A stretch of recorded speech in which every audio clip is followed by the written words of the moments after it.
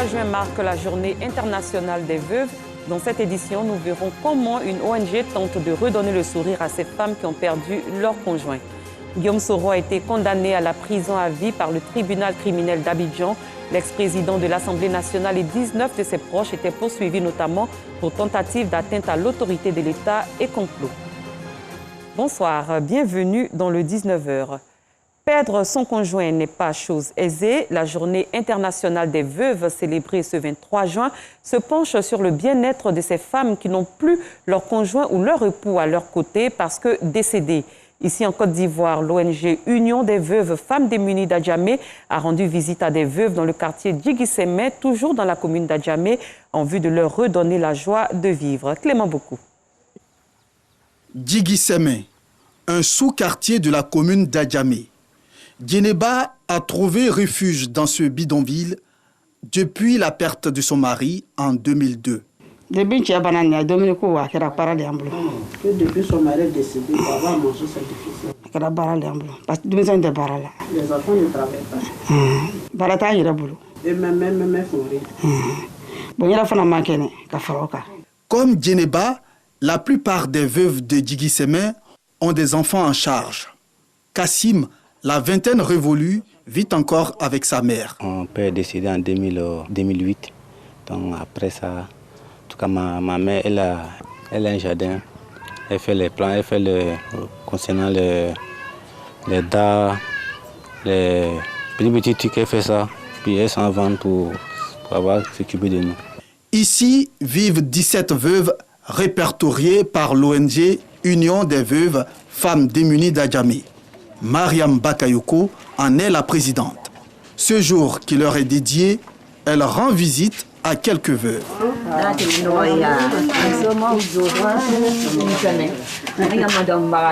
Ce matin, je suis triste. Parce que les autres années, je viens avec les bras chargés de vivre.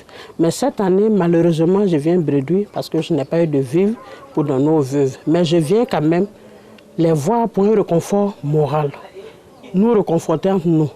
Donc vraiment, je demande beaucoup à toute la nation, à tous les décideurs, pour dire que nous existons. Si l'ONU a décrété cette journée, il faut que chacun s'implique dedans pour savoir que nous sommes pères, nous sommes mères et on a des orphelins qu'il faut s'en occuper. L'Union des veuves femmes démunies d'Adjamé revendique 800 membres et pose régulièrement des actions sociales en faveur des veuves. Prison à vie pour Guillaume Soro, 20 ans pour son avocate Afoussiata Bamba Lamine, 20 ans encore pour son directeur de protocole Soul to Soul et les militaires de sa garde rapprochée condamnés pour tentative d'atteinte à l'autorité de l'État et complot et qui, eux, ont comparu lors de ce procès entamé le 19 mai.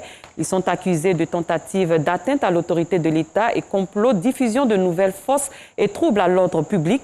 Alain Lobognon, ancien ministre et ex-député, est condamné à 17 mois de prison pour troubles à l'ordre public, tout comme les deux frères Simon et Rigobert Soro.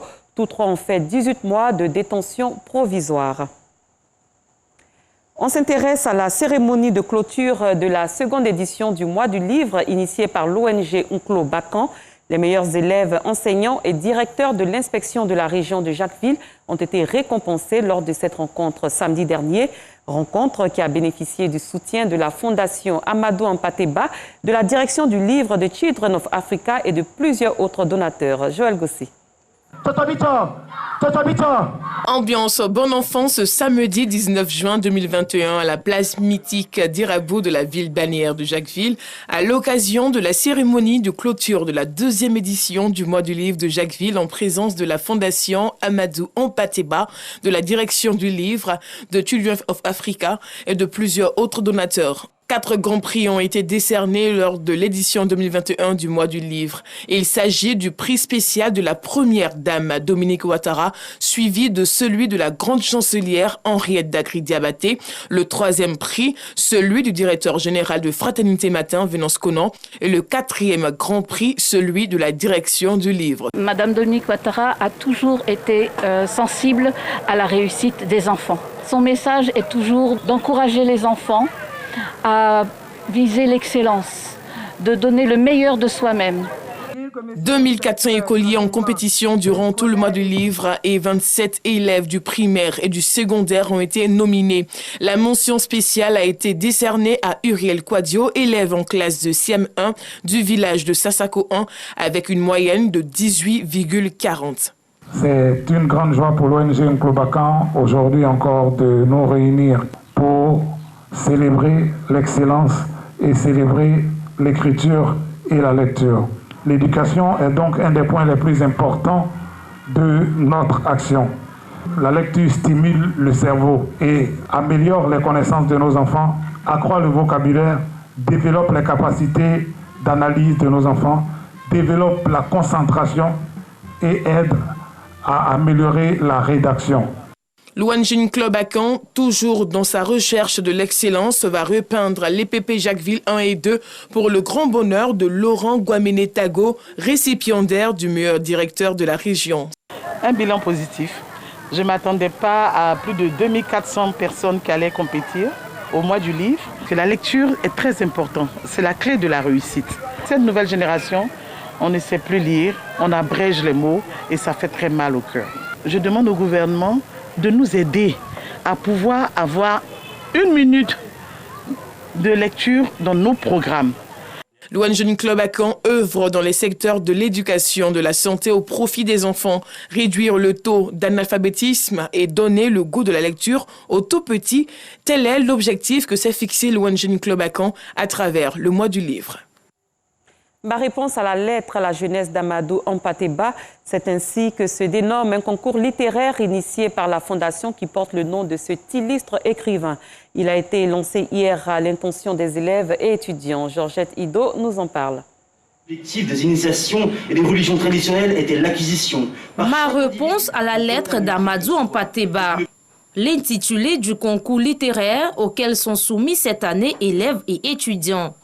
Cette lettre, écrite par Amadou Hampâté-Bâ en 1985, s'adresse à la jeunesse africaine. Elle enseigne sur les valeurs ancestrales de cette jeunesse.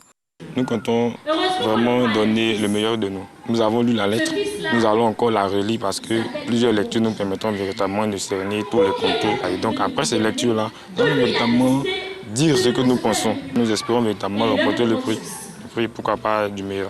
Le lancement officiel de ce concours littéraire, tenu au siège de la Fondation Amadou Hampâté-Bâ à Cocody Danga, en présence de plusieurs personnalités, s'inscrit dans le cadre de la commémoration des 30 ans de la disparition de ce grand écrivain. Homme de lettres, Amadou Hampâté-Bâ. Ce concours consiste à demander à la jeunesse, cette lettre qu'Hampâté-Bâ a écrite en 1985, qui est encore d'actualité, que la postérité réponde à Amadou Hampâté-Bâ, puisse lui dire quelque chose. Donc c'est une invitation intimiste entre Amadou Hampâté-Bâ, qui a vécu le siècle dernier, dont la pensée intemporelle demeure d'actualité, et que la jeunesse, qui a décidé de ne pas laisser mourir son patrimoine, puisse lui adresser des mots. Pour y participer, les candidats ont jusqu'au 15 octobre prochain pour adresser leur réponse à l'adresse suivante: concours.mareponse@gmail.com. Alors, on va regarder la forme, hein, bien sûr, le style, la qualité du français, sachant que, comme on le disait, le genre est complètement libre. Le jeune peut choisir de répondre avec une poésie, un slam, une pièce de théâtre, un texte. C'est vraiment important que les jeunes nous répondent avec leurs mots. À l'allure d'un testament, cette lettre est une ode visant la conscientisation de la jeunesse du continent.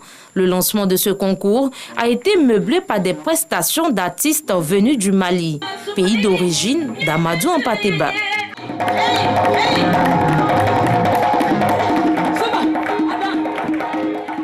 Après la littérature, place à la culture. C'est reparti avec l'émission Variétoscope, une émission de vacances de la radiodiffusion télévision ivoirienne.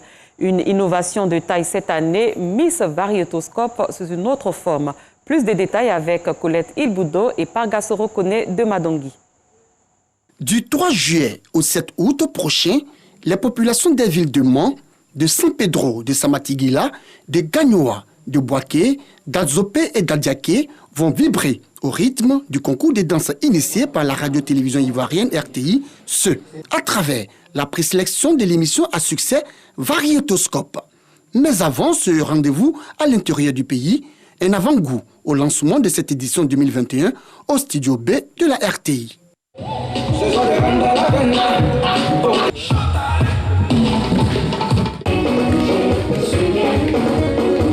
Barthélemy Inabo Zouzoua, producteur délégué des Variétoscopes, a montré l'importance de cette émission pour la jeunesse ivoirienne, non sans avouer sa volonté à accompagner la nouvelle génération.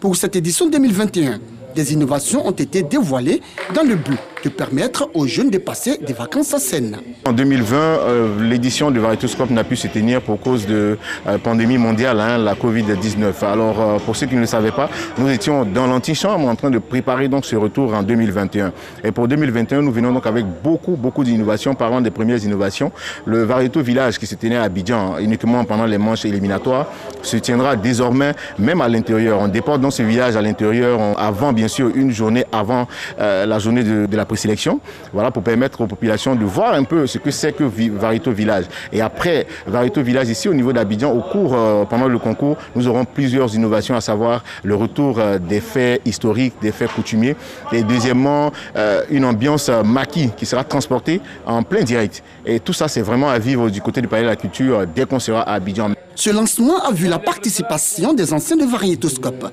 Ils se réjouissent du retour de cette émission absente en 2020 du fait de la Covid-19. Je suis très heureux déjà que Variétoscope revienne parce que en 2020, ça nous a vraiment manqué.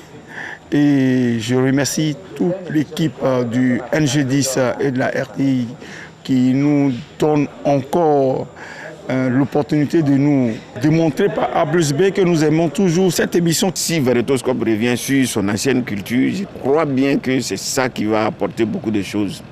Parce que c'est une émission culturelle et éducative. Je veux, ailleurs comme d'ici, dire aux gens que Variétoscope, c'est une émission qu'il faut vraiment suivre, que les enfants s'accrochent et que les gens s'impliquent. C'est une émission qui nous apprend beaucoup de choses.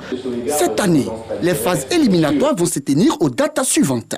Man, le 3 juillet. San Pedro, le 10 juillet. Samatigila, le 17 juillet. Kanyoa, le 23 juillet. Boaké, le 25 juillet. Adzopé, le 31 juillet. Et Adiaké, le 7 août. Les phases finales, elles, se tiendront à Abidjan, au Palais de la Culture.